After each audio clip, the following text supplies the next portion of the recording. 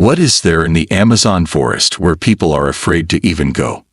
This rainforest is spread over a total of 9 countries covering 40% of the South American continent.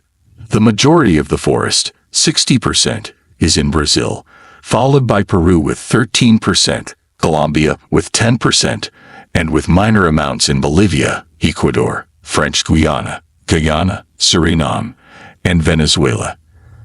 A new species is discovered here every third day, and many types of dangerous animals along with 35 species of insects are found in it.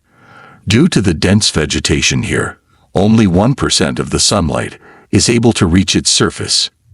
And you can guess its huge biodiversity from the fact that 390 billion types of trees are found here, which is 4 times more than the stars present in our galaxy.